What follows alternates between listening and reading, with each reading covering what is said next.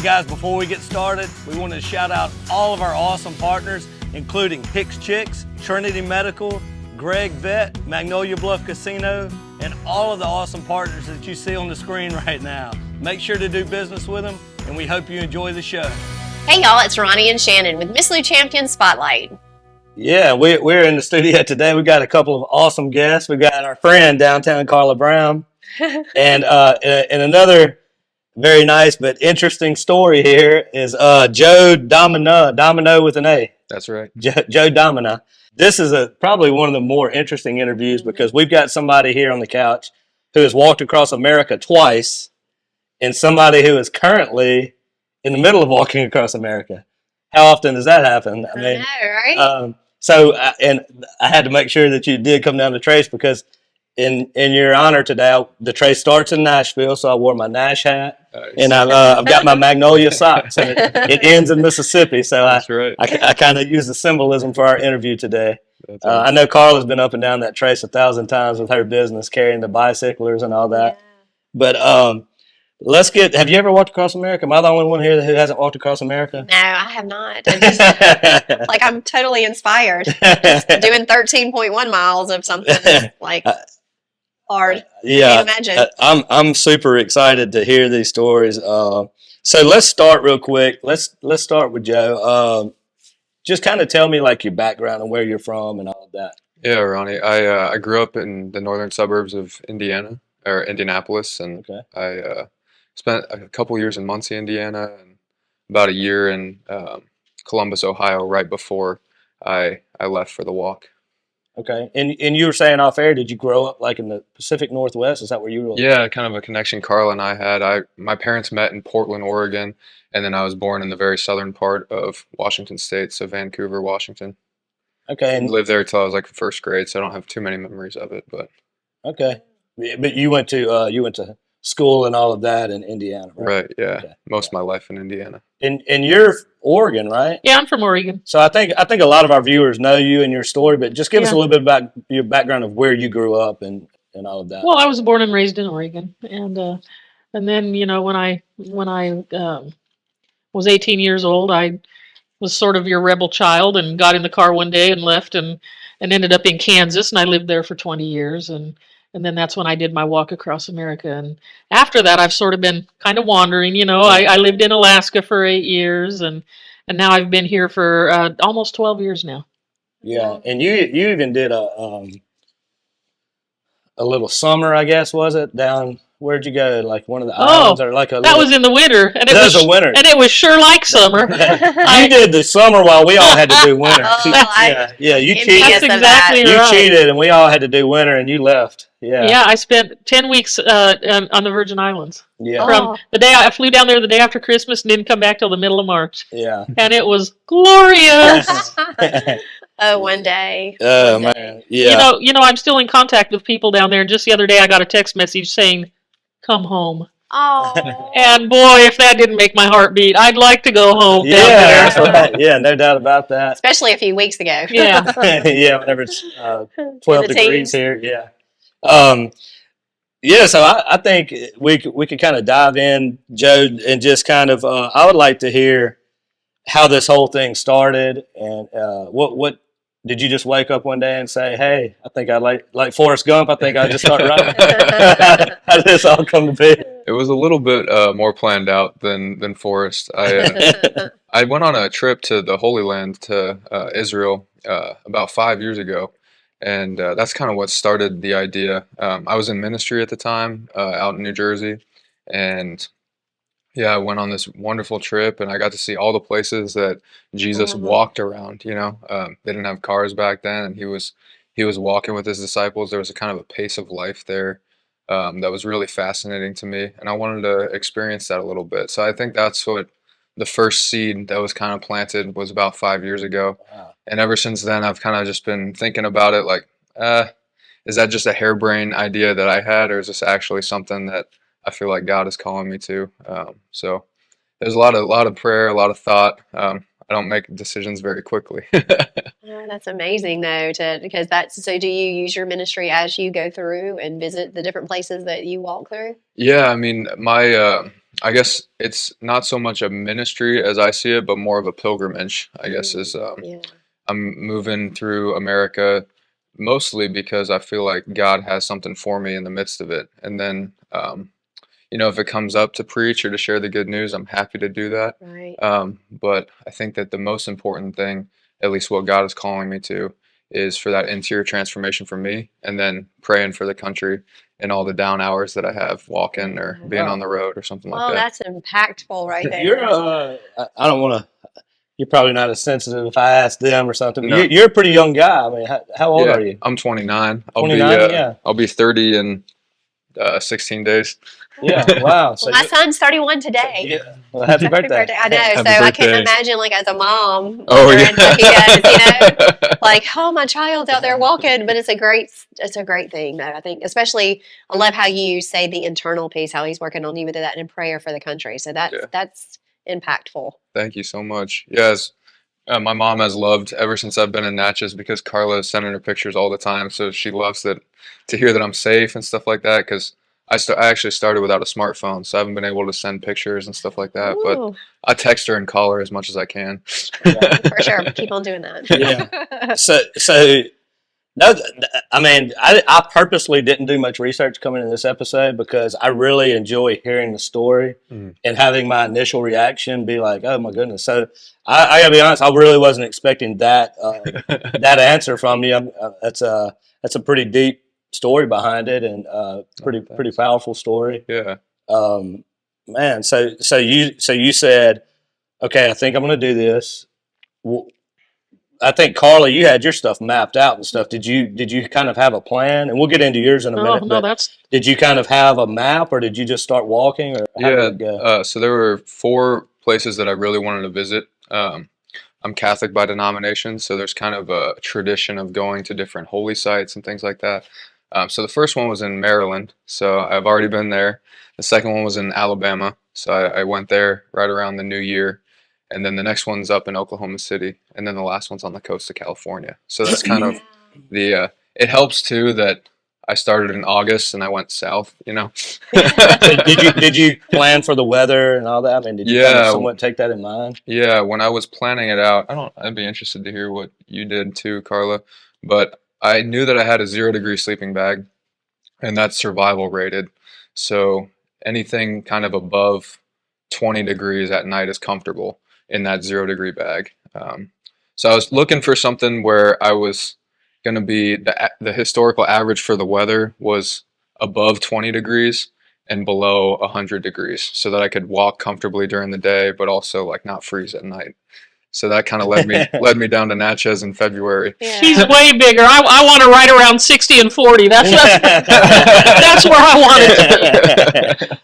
Yeah. So I mean, if you really think about it, to do something like this, you kind of have to be like the Grizzly Adams type. You got to be like the tough outdoors type. And I mean, both of you guys, I can't even imagine because I'm thinking on the ride over here, I'm like, where do you sleep? Like, how does that work? Because How do you pick a spot? I would be laying there going, is that a cougar? What is that? Is that a bear? There are those thoughts, yeah. Oh my goodness, man. Jeez, I'm kind of. In all? Yeah. So, Karla, why don't you tell us kind of, and what we'll do is we'll just kind of go back and forth. Absolutely, We'll just yeah. kind of take it a piece at a time and just trade off like that. So why don't you just tell us sort of how yours started, like he did, and then like how was it mapped out? And then we'll stop there and go back and forth. Well, mine was when I was a little kid, I had epilepsy really bad. I had about 1 million seizures. When I was 18, I went to Seattle and had brain surgery to correct it. And ever since then, I've never had another seizure. Now, this was back in the Stone Age. I mean, electricity had barely been invented when I had surgery, and it was a complete success. So 20 years later, after I'd gone 20 years without having any seizures, I decided to celebrate by walking from Seattle, where I had the surgery, to Washington, D.C. So I did that. I started on March 4th so that I could march forth on March 4th. Now, I worked on it for a year in advance. I mean, I planned it out. You're right, it was very planned out. In fact, after I had figured out my route, I wrote a letter to every chamber of commerce in every single town I was going through. And I mailed him a letter a year in advance. I mailed him a second letter 6 months. I mailed him a third letter the day before I left. And in that third letter, I included a schedule that I was going to go by. And, look, I am not athletic. My schedule was very easy and very lenient. But I stayed on it. I stayed right on that schedule. And hardly any of those chambers of commerce responded to me. But much to my surprise, when I showed up in their town, they were ready for me. They had the hotel lined up. They had the couple of restaurants lined up. I gave a talk at the Lions Club, but they didn't. Nobody thought I was actually going to do it, But just in case I showed up, they were halfway ready for me. Now, listen, that didn't happen all the time, but it did happen a lot of times. And so there was a lot of publicity in mind. Every newspaper did a story about me. Every now and then I was on the radio station, and every now and then I was on 6 o'clock news. And people would come driving down the road looking for me. So breaking news: crazy lady coming through town. You got it. Well, you're my buddy, so I'm picking with you. I'm joking. But it was a wonderful experience. It was wonderful. The response of the people. I mean, I do not have a bad experience to tell you about. In 2.5 years that I was on the walk. Well, I went down the coast to Northern California, angled down through Tahoe and Reno, and from Reno I took Highway 50 all the way across to DC. I can generally get lost in 2 blocks, so I figure if I stay on the same highway for the next 3,000 miles, I'm not going to get that lost. But when I got to DC, 13 months, I was having so much fun that instead of ending my walk, I pulled a Forrest Gump and I kept on going. Yeah. From DC, I headed north. I went out to the tip of Cape Cod, took the ferry into Boston. From Boston, I went up to Maine, still walking. From Maine, I headed west and went to Wisconsin. From Wisconsin, I headed south and walked all the way down to New Orleans, which brought me through Natchez, Mississippi. Yeah. Wow. From New Orleans, I went to Orlando, and from Orlando, I went up to DC again, and then I was finished. So it was an incredible journey. 2.5 years, 9,000 miles, 35 states, 18 pairs of shoes, and 5 sets of tires on my cart. Oh, wow. And you have your cart back in Natchez now. Have It you seen is. her cart? Yes. Yeah. And I do what you said something about not being an athlete. I disagree. Oh, I am not. I think 100% you are an athlete, and it's the No. mental piece of it, because there's a lot of athletes that could not do what you do. You know what? The Y. I contacted the Y about 6 months before I left, and they worked with me, and they didn't care what shape I was in. All they were concerned about was my heart. That's Endurance, right. endurance, is key. endurance. So you had that. That's all they did. They weren't worried about my weight. They said that'll take care of itself. Mhm. Yeah. But they just wanted to get my heart ready. From the inside out. Yeah. That's what we teach. Yep. Have you met anybody else like Karla on your travels so far? No, Karla's one of Does them. every town have somebody that's walked across America? It's pretty No. rare, huh? Yeah, absolutely. And I've said this a couple times since I've been here. I haven't been welcomed into a place like I've been welcomed into Natchez. Like even before I got here, I felt really welcomed, and I definitely did less planning than Karla when I started. I had where I used to do missionary work in New Jersey. I was planning on walking from Liberty State Park, which the Statue of Liberty is where I started, 15 miles to my friend's house. And then the next day I was going to walk another 15 miles to my other friend's house, and that's what I had planned.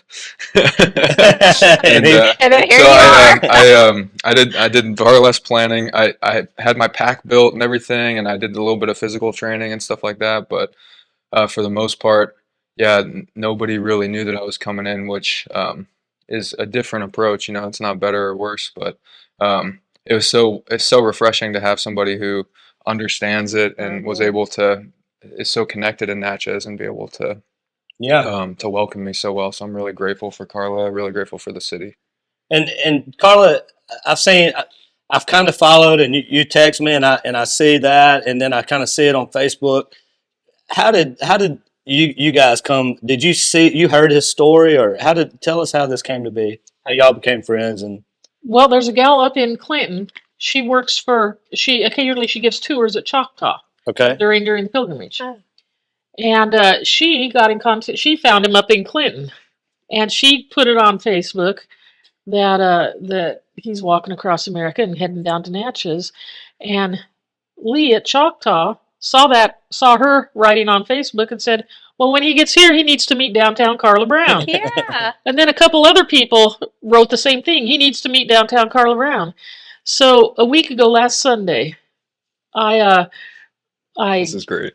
my friend, I called up my friend in the afternoon and said, let's go for a drive. Because I thought, because that was on, uh, when I read the post, it had been on there for 2 days. So I thought in my mind on Sunday, he's probably about 40 miles down the road, closer to Natchez.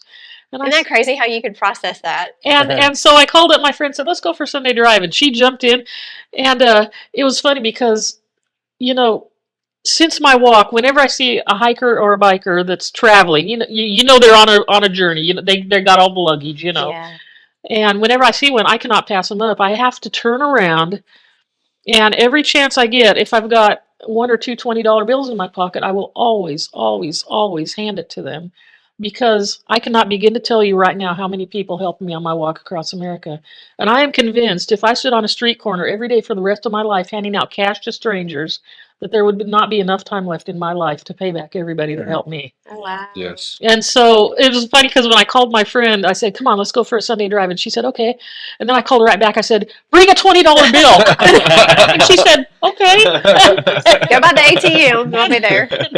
And so we went, and I told her, I said, he ought to be around mile marker 60 or so. And I said, there's a park at mile marker 57. I said, let's go up that far. And, we're at mile 0, so that was almost 60 miles that we were going to drive looking for him. And we got to Rocky Springs Park, where I had camped out when I walked across America, and I figured he would probably be camping there, but he wasn't. But he wasn't there, and so I've already driven about 60 miles, but I told my friend, I said, "Oh, let's just go a little bit farther." And so we headed a little bit farther down the road, and we got to mile marker 70 and still hadn't seen him. And I said, "Okay, let's turn around." Well, on the trace, there's such a little bit of traffic there that, as long as you can see far ahead and far behind you, you can just turn around right there in the middle of the road, Uh-huh. Well, there was nobody in front. I looked in my mirror. Good grief, there was cars behind me. So I had to keep on going. I couldn't just turn around.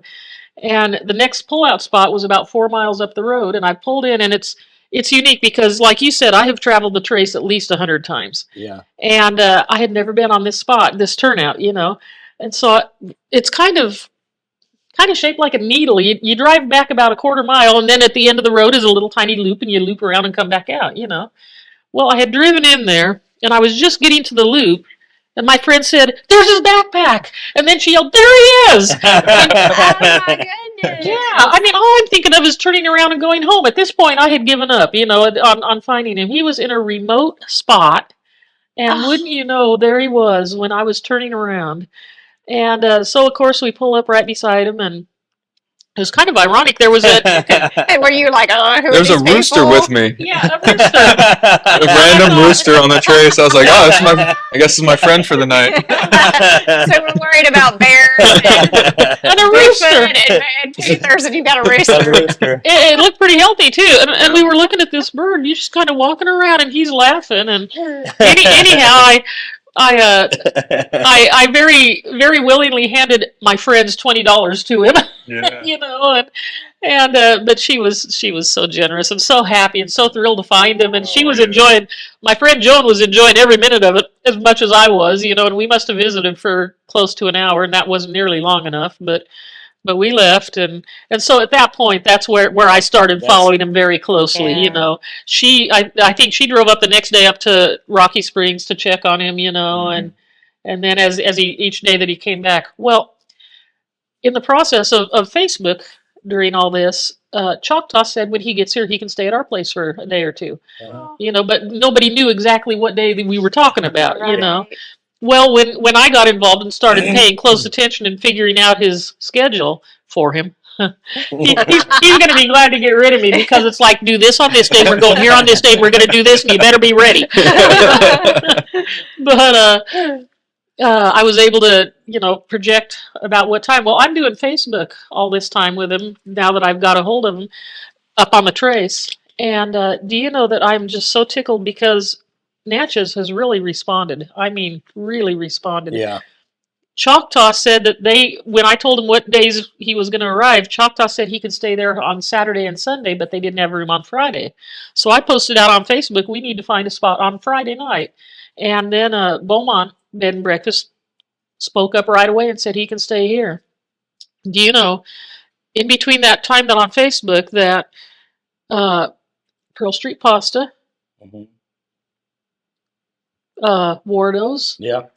Carriage House. Carriage House invited him for lunch on Sunday. Lunch on Yeah. Sunday. Yeah. Carriage House, and then Go Mart.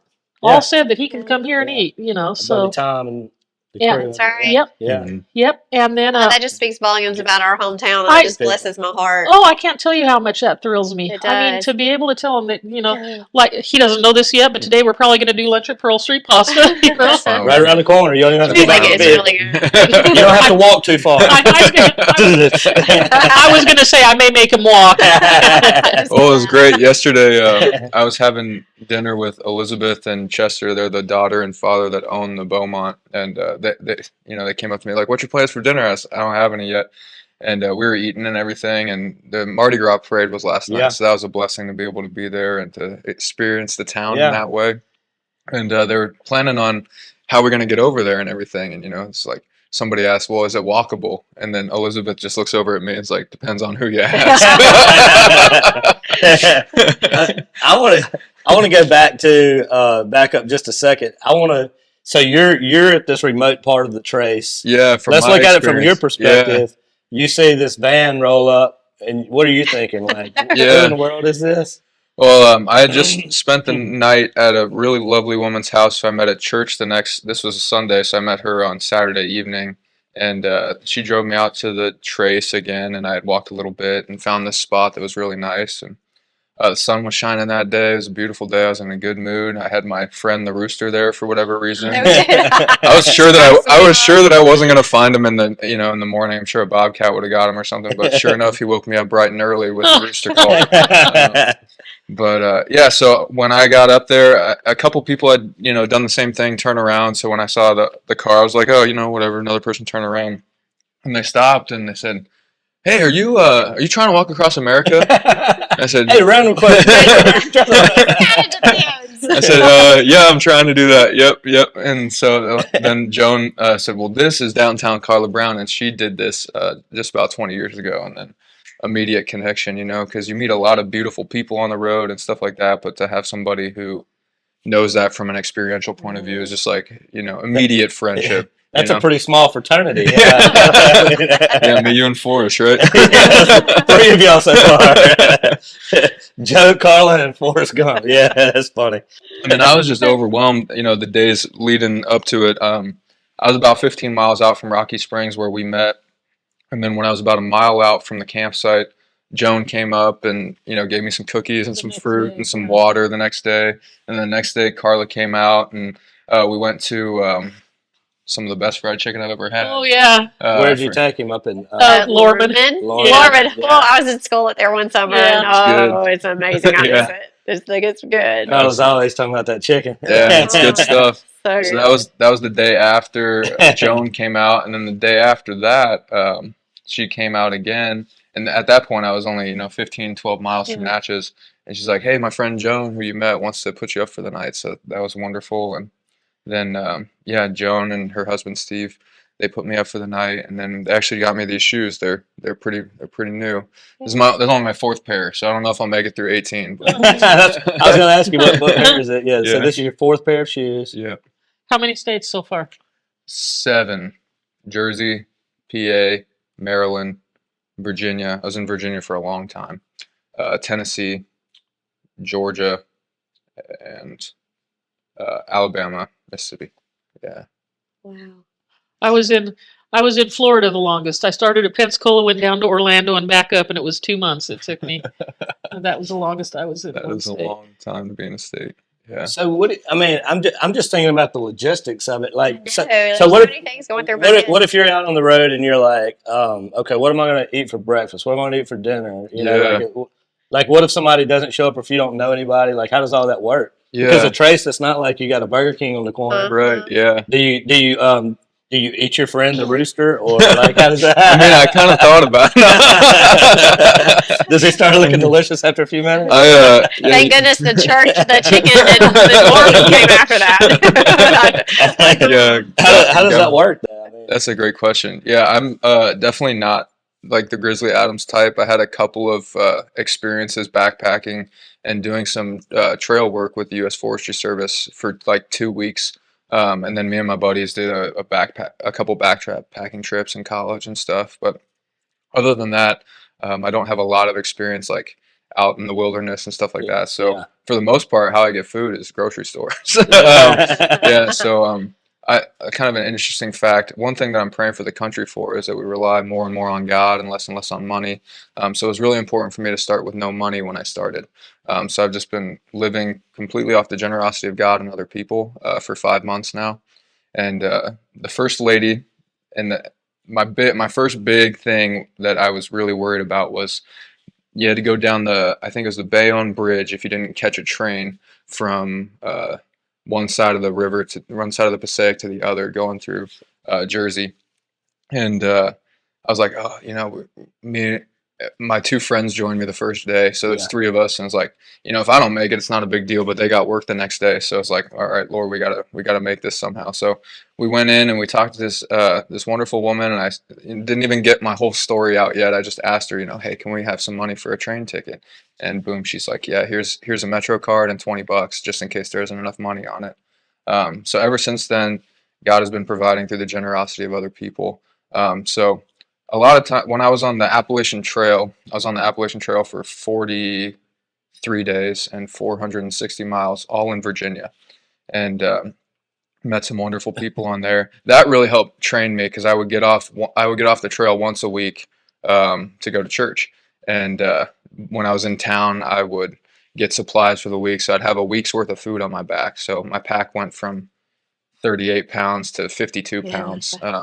And there's so much water on the Appalachian Trail that wasn't so much of a problem. So I learned how to, basically stock up. And the Trace it doesn't have a lot of water sources. There's bathrooms, maybe every 25 miles or something. That's like 2 days. Yeah. So just planning it out and making sure you have enough for what you need is what I've learned to do. Yeah. And then when you're in more populated areas, like my next stop is going through Alexandria up to like Shreveport. So there's Highway 1 up there, and there's like a little town every 5 or 10 miles. Yeah. So I don't have to carry as much, which is nice.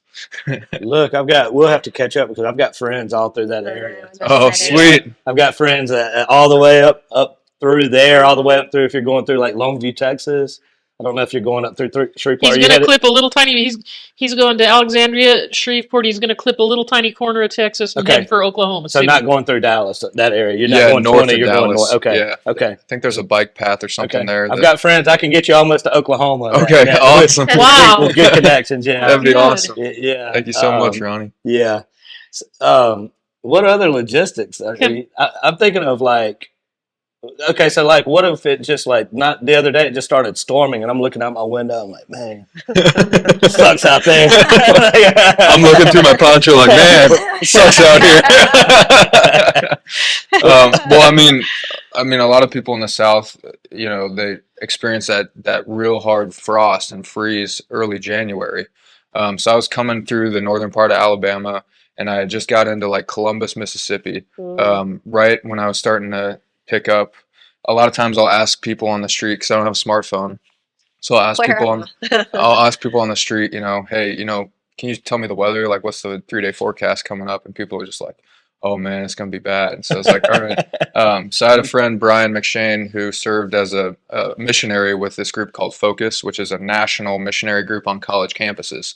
So it's kind of a cool network because, there's one in Starkville, there's one in Natchez, and he served at Natchez. So there's this cool like friend of a friend kind of group that I have through that organization. So I called him up and I was like, hey, do you know anybody in Starkville? And he's like, yeah, man, I got a good friend in Starkville. So I called up Andrew Green, who Brian gave me his number. I said, hey man, it's looking like it's going to be like 9 degrees out at night. Can I hole up at your place for a while?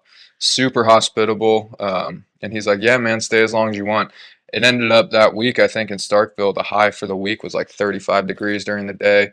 And they let me stay all week. And when I was fixing to leave, they said, hey man, why don't you stay for another day? And I said, all right, I'm having a lot of fun. So yeah. Well, my daughter's in school in Starkville. So, oh, awesome. Yeah, so that week they kind of hold up too. Yeah, it was very, very cold, but rough. Really cool place. Yeah, it is. Really grateful to see it. So yeah, I mean, stuff like that, God just provides. Well, Well, I love that you're saying that. I'm doing the Bible recap right now. And so it's the first time that I've always wanted to read the Bible from the beginning to the end and not just sporadic. And it's amazing. I suggest everybody do it because I've been in the Bible all my life, but reading it the way I'm reading it. And right now it's talking about what you had said earlier about trusting Him and nothing else. And so it's amazing how that came up when that's like right where I am in the journey of that piece of, the trust part and the faith part. And you're living that in a way that none of us will ever have the opportunity to do, even though we do trust Him in different ways. But for you to just completely just say, hey, God, I know you got me. And just that speaks volumes. Can I tell my little story? Yes, of course. As far as food goes, I was walking on highways, and so I was in, there was a Burger King around every corner. Yeah, I was going to ask you, was yours as rural, as a trade? Yours was, what road was you on, and how did you get that to? Well, Highway 50 is what I took across America. But what type of road is that? Because I don't know anything about highway. Is that like a main interstate? Like, is that interstates are illegal to walk on, and besides, I don't want to. Interstates bypass everything. I didn't want to bypass anything. So this is just like I wanted to stop in every gas station and pee in every toilet. And so I want you to answer this, but so I'm just trying to get the viewers. So the road that you're walking down is it kind of like 61? Yeah. Very much so. Like between here and Baton Rouge or something? Right. And most of the time it was 2-lane. There were plenty of 4 lanes that I walked on, but most of the time it was 2-lane. Okay, I didn't mean to cut you off. I just kind of wanted to set the scene. So your food situation. But in my cart, I had a jar of peanut butter. Oh, yeah. And about 6. He said, oh, yeah. And about 6 of those Slim Fast drinks because of the nutrients. Right. And that was my survival. That was do or die. That was way down in the bottom of my cart. I wasn't going to touch that until I was at starvation. You know what I mean? And I had walked from Seattle to D.C., up and down and around, and I was in Florida. And I had 8 cents in my pocket. And I remember thinking to myself, today I'm going to eat peanut butter time. Today I'm going to eat peanut butter. And I was in a town, I can't remember what town it was, but all of a sudden this businessman in a business suit walked up to me, got his wallet out, handed me $20, and he said, my wife and I were camping out at the same campground that you were at last weekend. And he turned around and walked away. Mm-hmm. And I am here to tell you that was the best Subway sandwich I ever had. Oh, I bet. But what I want to tell you is I was down in Florida, and from there I went on up to D.C. And in 2.5 years, the seal on that peanut butter was never broken. Mm. Oh, that's what I want to tell you. So 2.5 years. That is awesome. I never had to break your peanut butter. Right. And in my mind, even though, I could have eaten at any time, but in my mind, that was or die. That was the point. It represented something bigger than a jar of peanut butter. Right. Can I ask what flavor? What brand? Skippy Crunchy. Skippy Crunchy. Yeah. Okay. I like the crunchy. I like the crunchy. I go with creamy. What's your favorite peanut butter? I go creamy Jif. I'm an extra crunchy man. I like the crunchy. I'm outnumbered here. That's right. We may have to do a care package for you. There we go.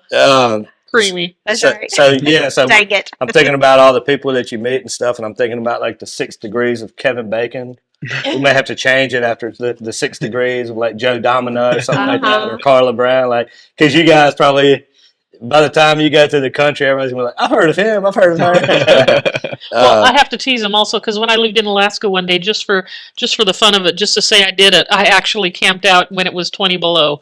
I did it one time just to say that I did it, and I pitched a tent and slept in 20 below. That is something else. So I got to rub it in when I can, That's right. 20 below. Yeah, my coldest night so far was up on the Appalachian Mountains in late October. It was 15 degrees, and that's when I decided to come off the mountains and go to the Tennessee Valley. Yeah, you like the mountains? That's good. I'm done. Might have had a little more hustle in your step that day. Yeah. Have you shared? Can we talk about your? I know this is further down the road. It doesn't have anything to do.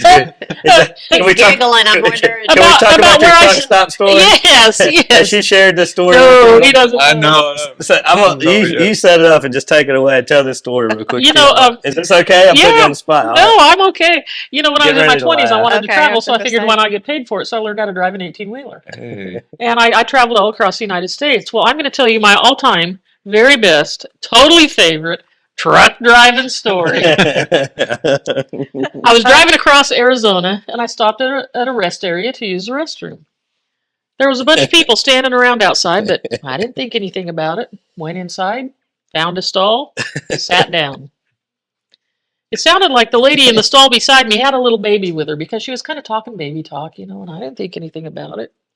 When all of a sudden, from that stall came and jumped up on my lap was a real, live, ugly, hairy monkey. A real live, ugly, hairy monkey sitting on my bare legs while I was sitting on the pot. At a truck stop. People, let me tell you something. It's a good thing I had my pants pulled down before that happened.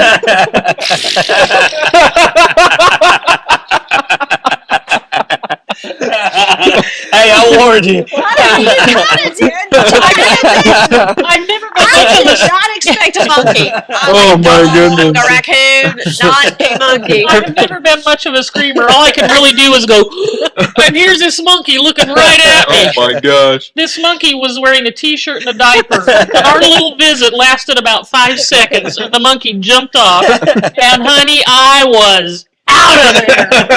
I drove across Arizona, New Mexico, and into Texas before my truck stopped again, and I was done for the day.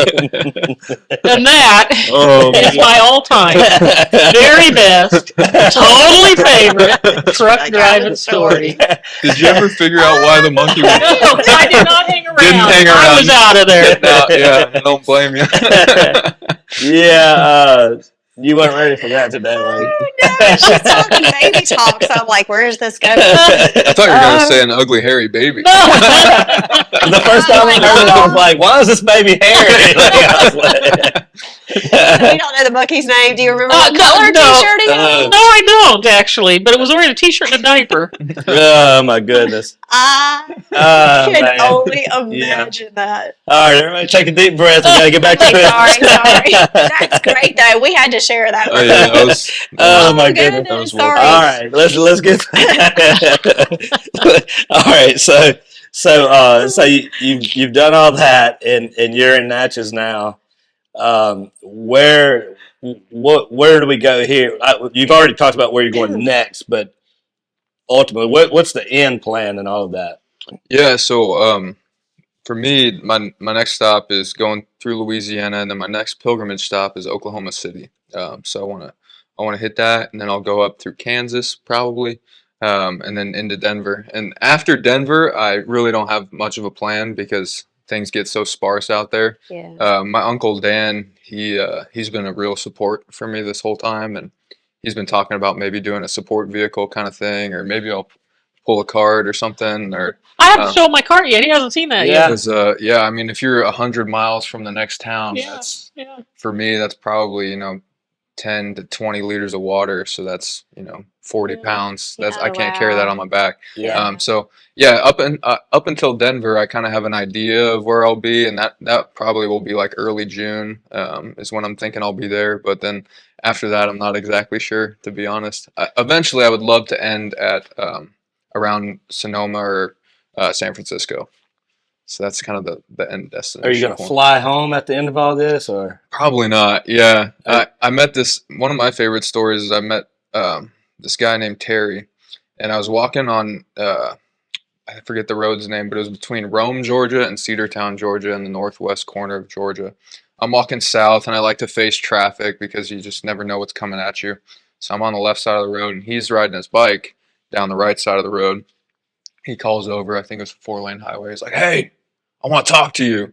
I said, "Oh, okay," and he's like got saddlebags on every single little corner of it and everything, and he's even got I learned later, a cage with a cat in it. And so he pulls over and we start talking a little bit. He's like, "Hey, you seem like a cool guy. I normally don't do this, but you want to find a spot along the side of the road, camp out, I'll cook you dinner." I said, "Yeah, sure, it sounds great."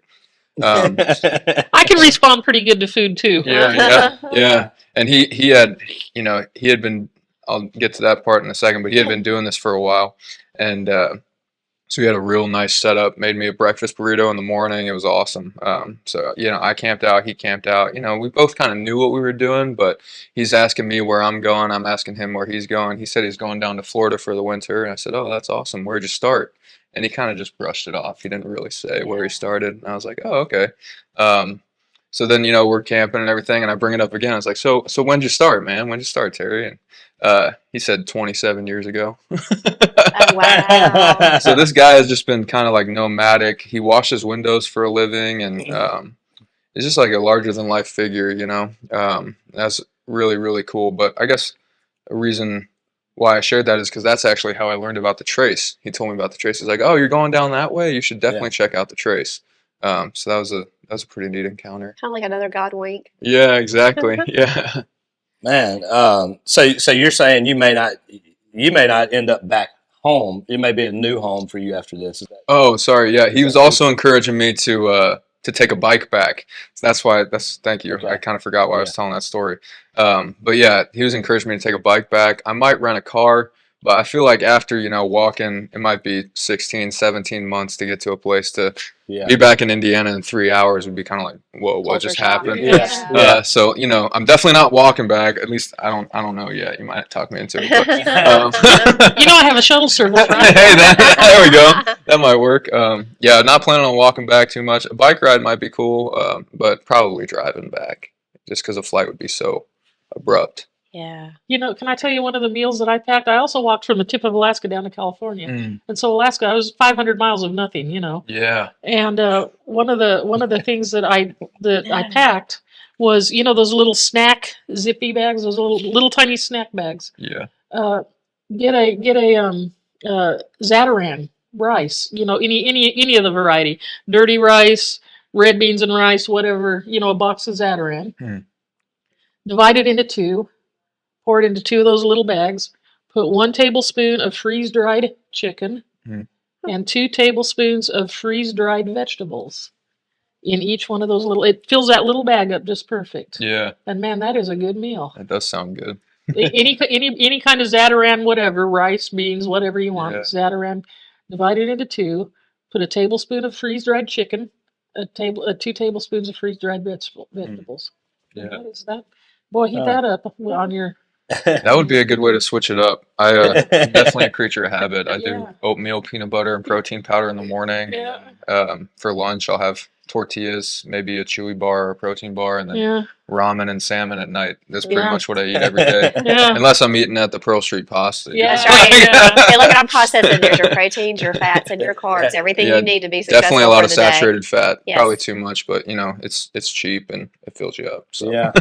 So I bet that fried chicken you had the other day. How good was that? Yeah, that was great. I'm still thinking about that. That was so good. It's been a long time since I've had that. Everything's a gift when you're on the road. I don't know if you experience that or not, but I don't expect anything. I'm a stranger walking into most places, and don't expect, especially the kind of hospitality I've received here. But anytime you receive something like that, it kind of puts it in perspective. Like everything that we have is a gift, And I want to challenge myself, and I don't mean to interrupt, but challenge myself and even our viewers to think of it that way, that everything that we do is a gift, the people we encounter. Yeah. So you just kind of motivated me to remind myself to do that. Nice. I think it's harder in the day-to-day life to realize that. We take it all for granted. I'm kind of in a special position where it's a stark reality, but in day-to-day life, even beforehand, there's so much entitlement that I saw in myself before I started the trip, and hopefully that's slowly dwindling away And I think we all need a little dose of that every now and then. So thank you for sharing your story with us. It's been amazing. I've heard your story before too, but you guys doing it together, I think brings a different perspective. So. And something that I was thinking just a minute ago that I would be concerned about. I mean, are you concerned about safety, like somebody trying to rob you or anything like that, or are you like, I am now? Thanks for bringing it up. No. Are people generally did either one of y'all have any incidents of somebody trying anything crazy or anything? Never did. Did it ever cross your mind? Oh, yeah, it might have crossed my mind, but this situation never came up. My friends and family, they just knew I was going to die on that trip. They just knew I was. You had a hedge of protection. They expected to, come find my dead body on the side of a road somewhere. But it was a wonderful, wonderful experience. I never had a bad moment.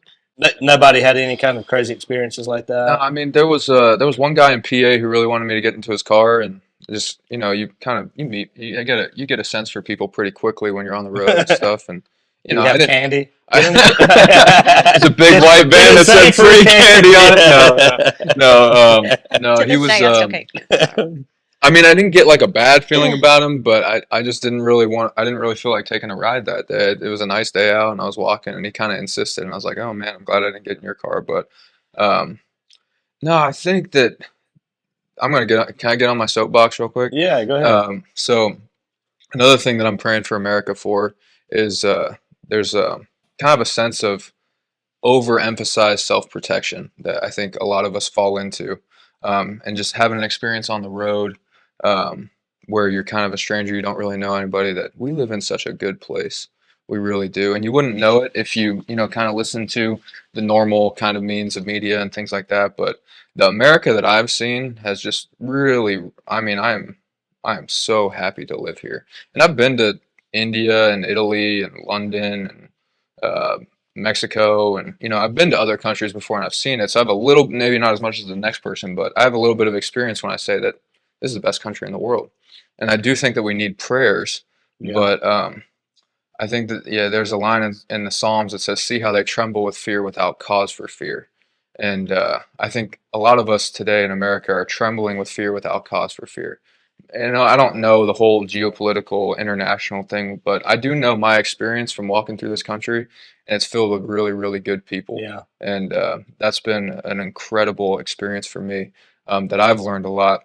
And the kindness, that was one of the first things you said to me. You just, you know, you got that look in your eye, and I was right there reciprocating with you. It's like, have you seen the kindness in people? I said, absolutely. Oh, that's Absolutely. amazing. Yeah, We needed to hear that. I'm really glad you shared that. I mean, I think Dustin was telling you off air that I think we've done 250 videos or something now. Yeah. We've done a lot of these over the last couple of years.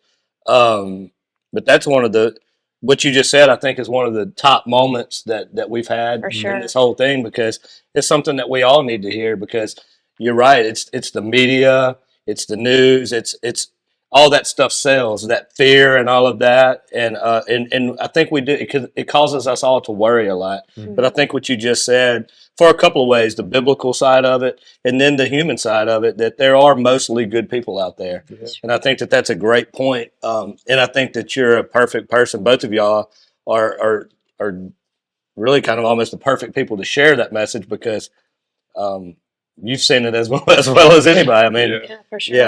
yeah. And to kind of go into the logistics of, like, you mentioned, like, where I spend most nights and stuff. Uh-huh. I started up on the trace at mile marker 204, so I was on the trace for about 200 miles.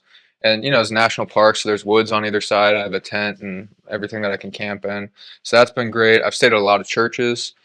People have welcomed me there, friends of friends with friends. But for the majority of it, most of the time, I'll see somebody out in their front yard. We'll start up a conversation. You know, the backpack's a good conversation piece. And I'll ask, hey, you know, my name's Joe Domina. I'm praying for the country, trying to walk across it. Can I camp in your yard? And I was expecting that about 90% of people would say no. You know, that's what I was thinking. You know, like somebody walking up to your yard saying, like, no, get off my property. Like, I don't want anything to do with you, homeless man. Like, but that's what I was expecting. But what I found is about 50% of the people say yes and 50% of the people say no, which is like far more than I thought. It's just incredibly generous of people. Yeah, that's a big ask. Hey, That can I is. stay on That your is. property? Yeah. For so many reasons, that's a big ask. Absolutely. Yeah. And so I've just been like blown away at how welcoming people have been and how open people are to that perspective. And so most nights I'm only asking one or two people. I think the most people that I've asked in a night was 7, if I could camp. But for the most part, people say yes. And a lot of times people are like, well, you know, you want to come in for dinner? I said, absolutely. And then sometimes people are like completely random stranger. I literally met them 20 minutes ago. They're like, you know, you can sleep. We got an extra bedroom if you want. I said, yeah, thank you so much. You know, I guess they're not worried that I'm going to steal anything because I can't carry anything else. But that's it's been really reassuring and like really surprising. Actually, I didn't think that many people would be open to that. Oh yeah, I can't begin to tell you how many people took me home with them. I can't begin to. But you know, and this, I apologize, this might be discriminating, but the fact that I was a lady out there by myself, I think that had a lot to do with it. Oh yeah, People took me home with them and took care of me. Yeah. but A lot of but people I probably worried about you. Like, what we got to take yeah care. Yeah, yeah and I'm still in contact with a lot of those people that I stayed at. I'm still in Yeah. contact with a lot of. It's been 22 years now, Mm. Wow. and yeah. but I can't begin to tell you how many times people loaded me up and took me home and showed me around their area and took me out to eat and back at the house threw a load of laundry in and got me up in the morning and fixed me a lumberjack breakfast in the morning, Yeah. packed me a lunch to go, stick $20 in my pocket and send me down the road. I can't begin to tell you how many times that happened. Yeah. Yep. Man, I'm curious. We're both education background. I'm curious. What is your education? Because you're a very intelligent. Well, like you're wise beyond your years, and Thanks. that doesn't necessarily come from classroom education. But what is your education background? Yeah. I did a victory lap in college, so I went to college for 5 years. Okay, I started at so you're extra smart. You're like That's right. yeah, that's right. Laps are Yeah, amazing. yeah. I did the same thing. That's how I got so smart. Yeah. I did 2 years at Indiana University in Bloomington, and then I transferred after my second year to the University of St. Thomas up in St. Paul, Minnesota, and I finished with a degree in philosophy and a minor in psychology and Catholic studies. So that's kind of my educational background. And then Yeah. since then, I kind of like right before my walk, I was thinking about I did ministry for 5 years, and I was thinking about switching over. So I got my certification for my EMT basic at Ohio Health at Grant Medical Center in Columbus, and then I got my certifications for my firefighter 1 and 2 through the Ohio Fire Academy in Reynoldsburg, Ohio. So that's the plan afterwards. My spiritual director, my mentor, he was like, "Hey, this is great. You want to do this walk?" He fully supported it, but he's like, "You gotta have a plan afterwards." So firefighting was kind of a part of my plan after the walk. That's kind of what you're thinking to get into. Yeah, yeah.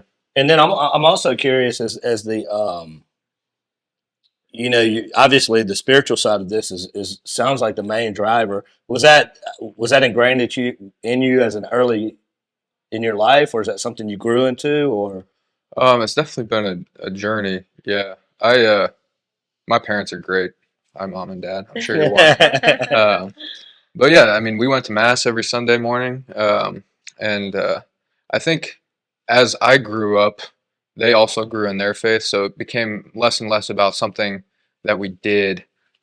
Catholics a lot of times get that stigma of like, that's just a religion that you do. It's not from the heart. Mm-hmm. And there's some truth to that in some circles. But for the most part, it was something that we did. And then as their faith grew and it became more and more a lived relationship, as well as that beautiful religion that springs forth from tradition, that they kind of became more and more. And I actually started falling away. In high school, I considered myself an atheist, and got into some difficult times. And then actually it was in between my first year and my second year at Indiana University that I kind of had that coming back They called moment. you back. Yeah. So yeah, I had a solid foundation and I rejected it. And then I felt like I had tried pretty much everything that I felt like the world had to offer. If you couldn't tell by me walking across the country, I'm kind of a all or nothing person. So I was like, well, that religion thing seems like crap, so I'm going to Let's dive go deep there. into this. And I was like, oh, that also isn't fulfilling. Okay, I'm going to Go so- back home. yeah. And then I get it. I get it. actually entered into the seminary for 3 years at St. Thomas. So I was studying to be a Catholic priest and decided that God wasn't calling me in that direction. And then I served as a missionary and minister for a few years after that. So went from no faith to Catholic priest in the course of 6 months. So yeah, I appreciate the heart that God has given me, and I'm kind of an all or nothing person, which has its drawbacks, but Every It does. personality type has its pros and cons. It does. We all have our pros and cons, no matter where you fall in the system. Yeah, yeah. Man, that's amazing. I mean, That's some of the stuff powerful. that's coming out. I know. So I'll go back, Karla. I'll start with you on this one. What would you say are some of, and we'll ask both of y'all this, but what are some of y'all's favorite towns that you walked through? Some of the ones that you remember the most. You know, on my trip, I went down the west. Besides Natchez being your favorite. Yeah, that's number one. I didn't want to interrupt, but Go ahead, Karla. I'm sorry. I really enjoyed walking down the coast, and then I got to the East Coast and up the coast. You know, I really enjoyed being on the beach and being in that areas. You know, I lived in Kansas, so you can't get any farther from the coast there. And when I walked from Seattle to Kansas. I had 27 mountain passes. And by the time I did that last mountain pass in Colorado, flat Kansas never looked so good to me before. Oh yeah. You know, but I really enjoyed being on the coast, on the beach. You know, I did the Outer Banks, I did Cape Cod and all that. Those are some of my favorite areas, but you know, guess where I ended up at? Yeah. And I plan on staying here. That's right. So Good. Well, you know, we might get Joe back here at the end of all this, and we'll start like a hub. You know how they have like tech hubs, and like we may have like a Walk Across America hub. That's great. None of those people ever live here. If you walk across America, you've got to be. Gotta live in Natchez. All the cool people who walk across America are in Natchez. Yeah, we could start a thing. Yeah. Awesome. So what do you think as far as? Well, I think Natchez has definitely welcomed me like no other place. Yeah. Natchez has welcomed me like no other place for sure. But I would say that it was kind of an interesting way that this got set up. But my mom and my sister really wanted to see me, so and they wanted to come down for Christmas. So you know, we're thinking, you know, where am I going to be? How am I going to do this? And we eventually decided on like 2 months in advance that we were going to go to Anniston, Alabama for Christmas. So they flew into Atlanta and drove across on the interstate about an hour and met me there. My sister booked an Airbnb. It was awesome to have that kind of respite. But I ended up being there a week early, and then I spent another week there with them. So I was in Anniston, Alabama for 2 weeks, and a lot of kindness from people there. Wonderful town. I really appreciated it. And just a number of experiences in Anniston. I think that's the longest I've been at a place was Anniston, Alabama for 2 weeks. So that was really wonderful. I met a wonderful family in the southwestern part of New Jersey, and they live in Gaithersburg, Maryland. The Sherifinskis. They've been with me pretty much since the very beginning. So Gaithersburg, Maryland was an amazing place for me. I mean, Eastern Tennessee was really interesting too. It's beautiful over there. Oh yeah, absolutely. I felt like everybody that I met there was from Cali or New York though, because everybody's moving in. Yeah, it is. I mean, it's a beautiful place to be. I don't blame them. And I had my friend Gavin and another missionary come and join me for Thanksgiving. So they booked an Airbnb, and there's a really generous Airbnb host there. They gave us a discount. There was a hot tub there. So that was definitely a wonderful. I would have stayed For your for like muscles. 8 hours. Yeah. Oh yeah. Absolutely. Yeah. I would have been a prune. We were soaking. Like, Yeah. So I mean, those are just some. I mean, it's hard to say because I love the people in a place. I think that's what makes it what it is, and being in so many places. I don't know if you feel the same way. I haven't asked you that, but I think the people of a place really make it what it is, and experience a lot of beautiful people. So That's good. That's awesome. So to kind of piggyback on the places you've been, what's the most interesting thing you've seen? Besides the monkey. Besides a monkey in a truck stop. Yeah. I don't know. Sorry, Joe. I don't think you. I don't envy that experience. I don't know if you're going to top that one. Yeah, or like He had a rooster, I had a monkey. That's right. It's like Noah's Ark on your trip. Yeah. So what were some of those? That's a good question. So what are some of the more interesting things that you've seen? Well, for me, when you know, I stayed in some pretty interesting places. It didn't take me long at all to figure out that I really liked toilets, and so I would do my level best to get indoors whenever I could. I didn't have any money, but I found out that quite often I could spend the night inside of a church or a fire station. So I did that frequently. Some of the more interesting places that I stayed is during a rainstorm. I went into somebody's shed in their backyard and stayed there, and they didn't know I was there. Oh my goodness! What Stealth camping. Another time, there were 2 times that I stayed at a monastery. That was definitely planned ahead of time. Yeah. One was in Colorado, and the other one was in Kennebunkport, Maine, because Bushes wouldn't let me stay with them at their compound. Actually, George and Barbara were there, and I walked up to the guard shack there, and I said, they're here, aren't they? And he said, yes. And I said, can I meet them? And he said, get lost. He said, that was about it. But anyhow, I ended up staying at a monastery there. I spent the night in I stayed, probably one of my favorite stories happened not too far from here in where's it at? North of New Orleans. Laplace, Louisiana. Yeah. I on my way when I was walking that day, I stopped at a visitor center and asked them if they could think of any place where I could spend the night. And I said, is there a campground or a church or a fire station or somebody's field? I had camping gear just like he did. And they thought for a minute, and one of the ladies said, well, what about the police station? And I said, sure, call them up and ask if I can pitch a tent right behind the police station, because I've done that a few times. And the other lady said, I have a better idea. Next thing I knew, she was calling up the local hospital. She told them what I was doing, that I needed a place to spend the night, and the hospital said, send her to us. Oh, wow. And 9 miles later, there I was walking into this hospital. Now, I got to tell you, I was a little bit nervous about this idea. I mean, I don't know about you, but I've never spent the night at a hospital just to be there. spending the night. And what kind of hospital were they sending you to? They've been like, come on in. Come on in. I mean, I always thought you had to have I always thought you had to have a pretty good reason to stay there, Yeah. So I met up with the director of nurses and told her what I was doing, and I said, look, I can sleep in a chair out in the waiting room. Yeah. I don't need a room. I don't need a bed. I'm okay.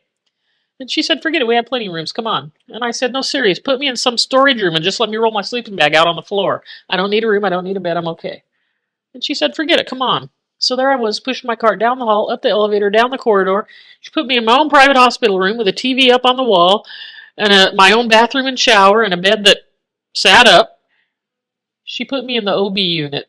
I've never been married. I have no kids. Never in my wildest dreams You gotta spend the night did I think I would be spending the night in the OB unit of a hospital on that walk. And now you have. So after I got settled in, I called up my mom and told her where I'd been admitted.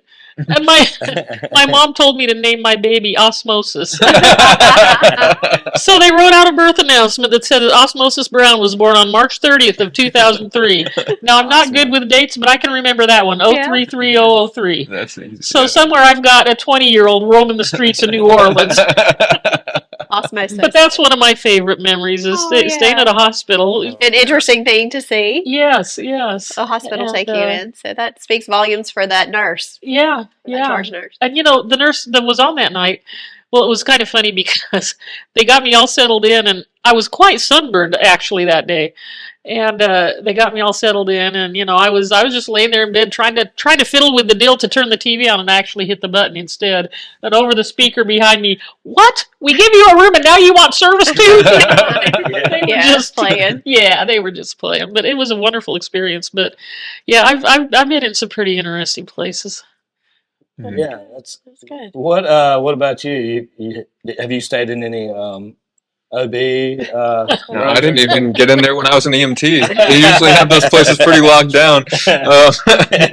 Yeah, that's awesome. I also stayed in a tree house that had heating, carpeting, and a refrigerator in it. Oh, nice. So a kid's tree house and hung out in it like an extra apartment. Yeah, That's pretty sweet. that's it was. cool. It was. Kind of jealous of that. Yeah, it was Tree house awesome. did not have all that.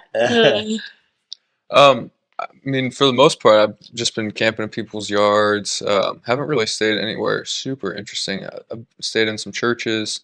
Well, I guess my buddy Dan Folta, he lives in northeastern Tennessee, and him and his friend they have a property out there, and they do work on old buses and try to make them into places where people can live. So they put me up in their spare hot pink bus Wow. that they were doing. So I got to stay in a hot pink bus. And then a couple That's nights pretty ago, I was in a babe cave. Yeah. That was fun. Joan, Karla's friend, put me up in her babe cave. So that was, The babe. it was cave. hot That's pink too. interesting. So Yeah. there's a theme, the hot pinks. Yeah, Yeah. absolutely. Those will be my Babe next cave. pair of shoes, hot I- pink Hot shoes. pink. Yeah. I told him ahead of time. I said, "Oh, by the way, it's pink. Is that going to bother you?" And, not at all. He said, "No, that won't bother me." Anything beats the tent. You're not necessarily worried about colors at this That's point. right. Yeah. Yeah. I would say one of the most interesting experiences that I had, or well, at least one that sticks out in my mind as like awe-inspiring and like really cool, was on the Appalachian Trail, I saw my first black bear, and they're not super big, but Yeah. Yeah. just to see him lumbering around, he was probably about my size, definitely bigger, but he was about ready for hibernation, and that was something that was ingrained in my memory. First time I saw a bear, I was like, "Whoa, there he is!" This is getting And Gotta- he kind of looked at me, and I looked at him, and he was like, "I see you. I'm not afraid of you, but I'm going to walk away now." And then he just walked away. You're like, thank goodness you're Because walking away. most of them, if they see you, I saw some cubs and stuff, and they saw me and they were out. You know, they're usually afraid of people, but yeah. this guy was a little bit bigger, and he was just like, "All right, I you're in was- my house." Yep. I'll give you, since you're going through Louisiana, I'll give you a, if an alligator gets after you, Yeah. run in zigzags, don't go Okay. straight. So, That's good to know. Yeah. Thank you. They can run fast in straight lines, but they can't shift gears. So it takes them a minute to turn. So if one of them gets after you, Go for the zigzag. Yeah. I got you. Huh. Oh, no. Hopefully it doesn't come to that. But, you never know. When I was walking down Vancouver Island from the North Tip, it is very primitive up there. Oh, yeah, I can't And imagine. and a bear just moseyed across the street right in front of me, like, oh, okay, well, there he goes. I remember And those that. bears up there are different. Yeah. Brown Yeah, bears. They're different. You don't want to mess with brown bears. Another fun fact. You were talking about the bushes a while ago. This town is crazy, man. Natchez is crazy. Our friend John Grady over there at Nest, he actually in Atlanta did like flowers or something for. No, it was whenever he lived in Atlanta, but he did like flowers for the bushes and all of that. Yeah. So I guess it wasn't at the White House. It was one of the other Camp David. Is that what it was? Yeah. Yeah. Dustin chiming in with the knowledge, yeah. But he did the flowers for the president. There. I've told that right story. there on the next street over. I've told So, that yeah. story a few times, and several people have told me if the Bushes would have known you were out there, they would have let you in. Yeah, yeah, yeah. You should, if you would have known, you'd been like, I know John Grady. Yeah, really. I mean, Well, this isn't much, Yeah. but this is a thermos that you can have. It's got downtown Karla Brown and a picture of me and Oh, my that's cart. awesome. yeah, Pushing my cart. Now it's Oh, a, yay. of course, you just pop this open and drink, but it also, if you don't feel like tipping it up, Yeah. it also has a straw. Oh, nice. So there's this. yeah. Get it back on here. You don't Put have it to in have here. a cart. That's right. You can. I know it- Or wait for you to Thank carry. you so much. I know what he's Yeah. thinking right now. How heavy is it? Yeah, How it's, heavy it's is pretty light, it? decently light. And there you go. Nothing matches. Oh, that's so cool. This is Yeah. a great. Yeah. Oh, yay. I have me one of those too. I have nothing That's a matches. great. Matches So shirt, far, nothing has. Yeah, There you go. Thank There you you so go. much, Karla. Yeah. Oh, that's awesome. yeah. That's wonderful. What else are we forgetting? Are we leaving anything on the table here, or anything you want to talk about in particular? I'm super grateful for the opportunity to share what God's doing, and I started with like no smartphone, no social media. Didn't really want to have. I mean, my goal wasn't to get the word out. You know, my Right. goal was interior, but it's always an awesome opportunity to share whenever I can. So I'm really grateful for the experience. Thank you Yeah. so much for having me. So you said you didn't start out with it. Have you added it since then What's for that? people to follow you, the social media? So you're just off the grid He completely when it has, comes he to has that. a dinosaur flip phone that doesn't take No, pictures. that's Yeah. amazing. My thing is now I'm going to be like laying there wondering, like in the middle of the night going, okay, I wonder how he's doing. I wonder what he's doing. Yeah. Oh, I guess one thing. I'm going to get him pointed to Alexandria, but you said you have connections. You know people along the way. Yeah, I could get it. I could get No, it. you'll have to get in I- touch. You'll have I to get in do- touch with us when it's over up for on sure. all the way through Shreveport. Yeah, Perfect. people that will be glad to Perfect. I help guess take care one of thing that people usually ask about that I find interesting is I do use computers and stuff. Like Chester at the Beaumont, he let me use his computer to map out. So I have like a AAA large scale map that I use, and Yeah. then whenever I can, I get on a computer and do a little bit of research. And I don't really have a very sophisticated travel plan. It's just going from Catholic church to Catholic church. So I map those out, see how many miles apart they are, and continue on my journey towards kind of Oklahoma City at this point.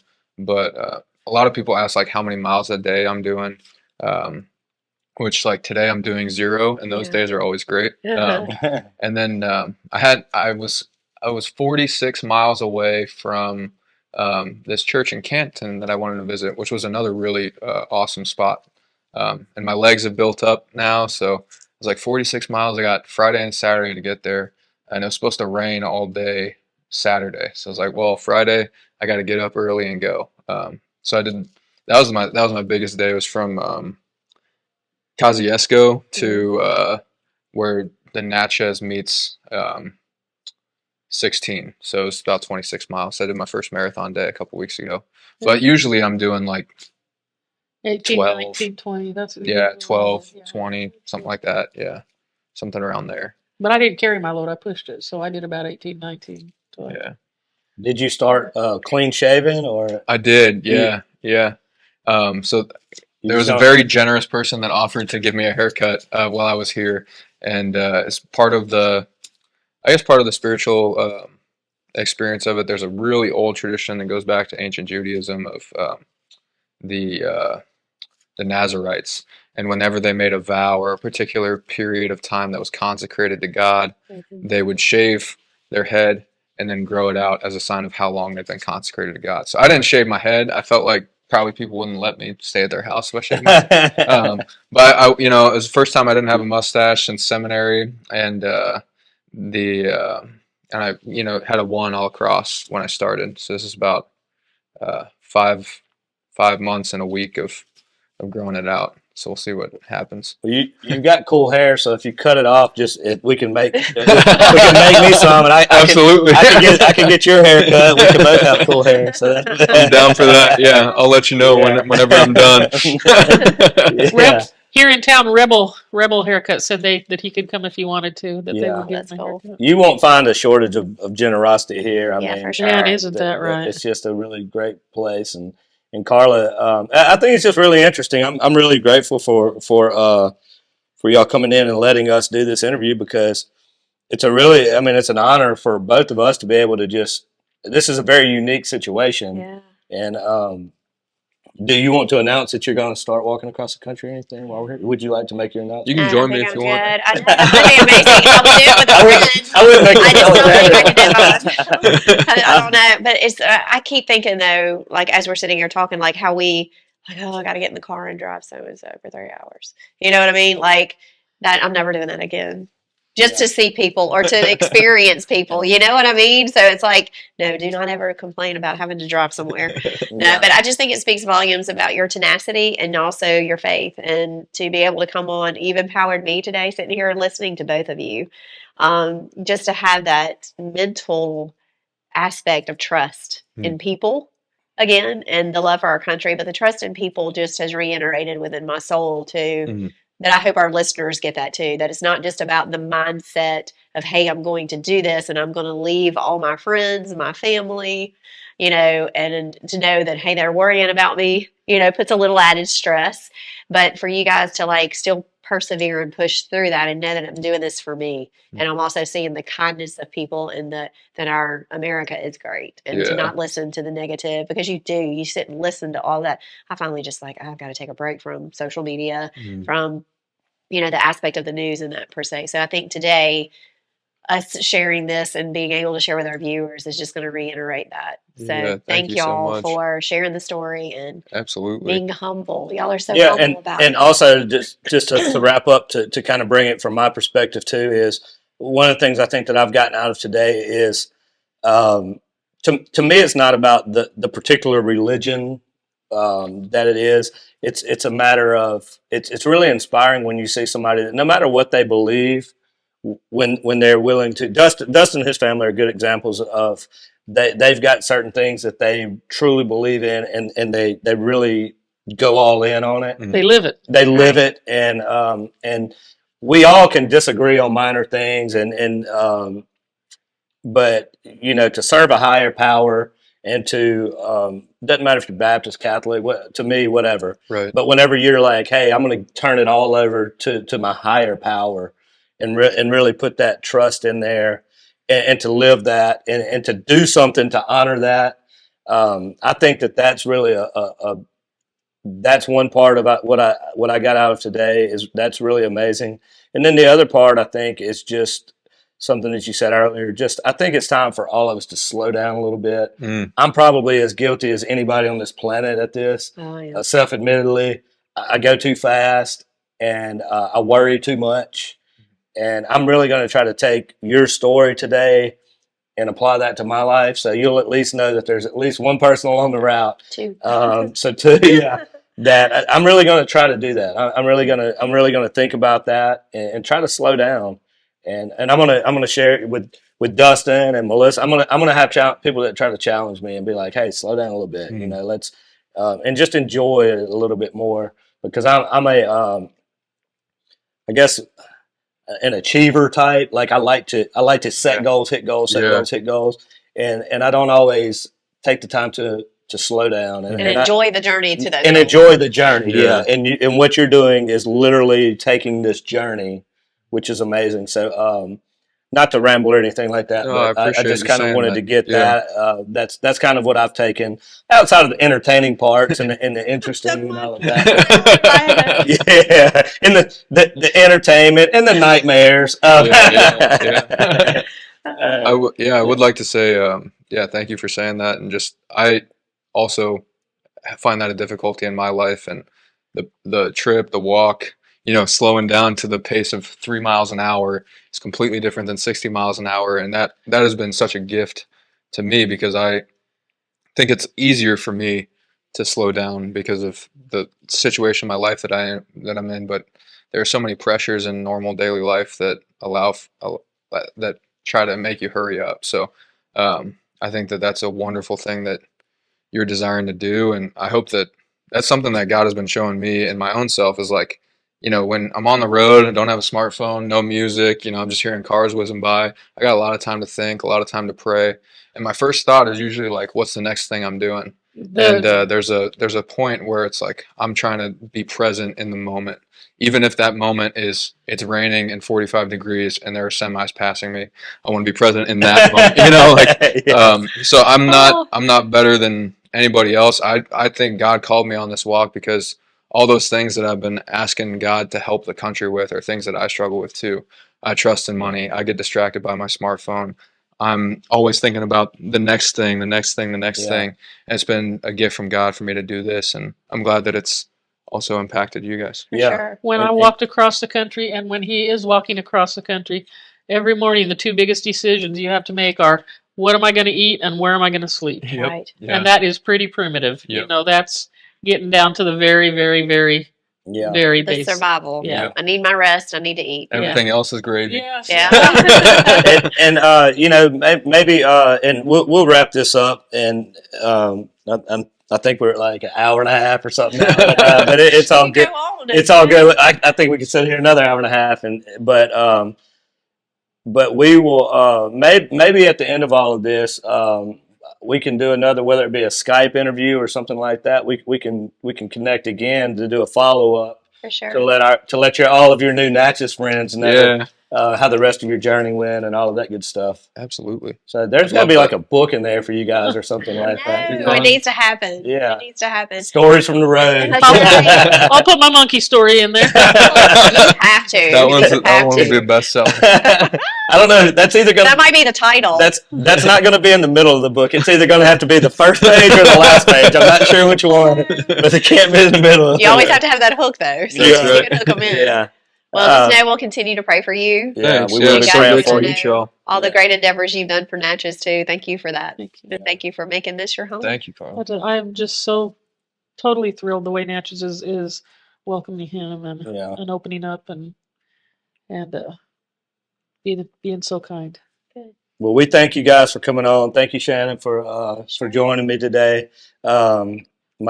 My co-host. I know you brought Mardi Gras. I had to go. I didn't have my shoes, so I had to go home. I stayed at the Manor last night. All I had was Mardi Gras shoes. So I was like, There you go. I really need to be on there today, so I went home and changed my shoes. Goodness. I don't have glitter today, so we're good. Well, I appreciate you guys. I appreciate all the listeners out there. I usually say I hope you guys enjoyed it, but honestly, I have no doubt. If you watched this hour and a half, whatever we went, I have no doubt that you enjoyed it. And I hope that you got as much of it out of it as I got personally. And thank you to all of our amazing partners out there. This right here, this episode today is a prime example of what we're trying to do in the community, highlighting champions, highlighting people who are doing these really great, amazing things. And without our awesome partners, we can't do what we do. And so just thank you to everybody out there. God bless everybody. And as always, have a champion day. Hey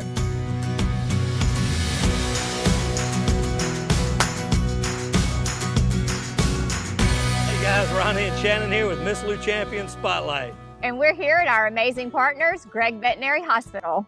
Gregg Veterinary Hospital has been providing comprehensive, reliable, cutting-edge veterinary services to pets in the Miss Lou since 2002. They welcome pets of all shapes and sizes who are in need of emergency treatment or who require routine medical, surgical, and dental care. Dr. Gregg and his team offer a long list of services, including in-house laboratory diagnostics, digital x-ray, soft tissue, orthopedic surgery, dental care, extractions, laser surgery, laser therapy, preventative health, and wellness plans.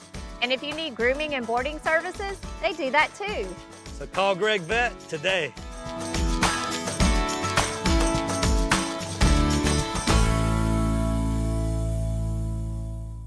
My name is Yvonne Ivory. I'm the lab director here at Trinity Medical. I have 40 years of medical laboratory experience. Hello, my name is Mary Cubic. I am Trinity Medical Outpatient Specialist, and I've been doing this for over 40 years. Our lab offers numerous services. We have an exceptional outpatient department. We provide phlebotomies and venipunctures for tests requested by physicians. Trinity Lab has the newest, most innovative equipment for specimen processing, yielding quick turnaround times for results. Doctors are able to diagnose and treat patients in a timely manner for faster healing. Our newest addition is our in-house microbiology department. Hi, I'm Fayla Giddon, and I am the lead microbiology tech here at Trinity Medical. I have over 24 years of experience, and this is our brand new microbiology department. So if the doctors suspect infection, that's where we bring the cultures back here. We set them up on different types of media, depending on what type of culture it is. So if we have some growth, it'll be something like this. So we do some offline tests where we determine if it's gram positive, gram negative, and then we're able to set it up on our machines, and it's able to tell us the organism. It gives us an ID, and it also gives us a sensitivity, which shows the doctor what drug will treat the patient and kill the organism. Here at Trinity, we are committed to providing excellent patient care and services to promote the healing of our patients and our community.